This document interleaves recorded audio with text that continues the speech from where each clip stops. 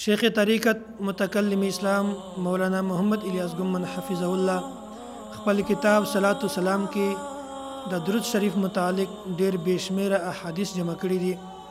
زه په دې کې صرف تاسو ته یو یا دوه حدیثونه بیانوم.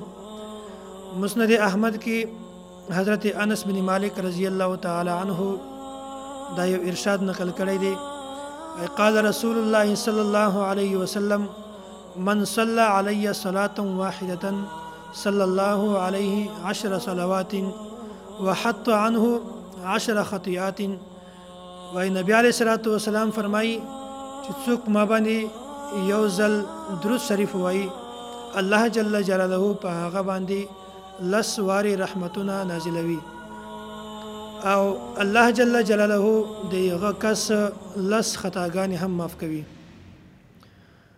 علامہ سخاوی رحمت الله علیه د حضرت ابو هريره رضی الله تعالی عنه دا یو روایت نقل کړی دی.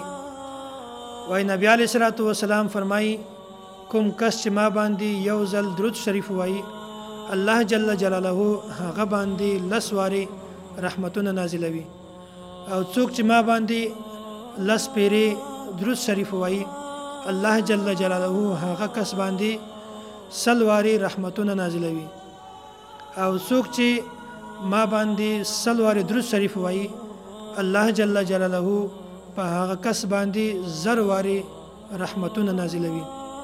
او بیا فرمایي چې څوک په دې باندې د خپل محبت او د شوق د وجنه د عشق د وجنه په دې باندې زیاتې وکي بیا نبی علیہ الصلوۃ والسلام فرمایي وای زبا د دې سړي لپاره د قیامت پر ورځ باندې سفارشي او گواه جوړېږم. هغه وخت څومره د قسمتي خبره ده څومره د خوشحالي خبره ده چې په هغه وخت کې به حضور علیه الصلوۃ والسلام مونږ د پاره یو سفارشي جوړیږي.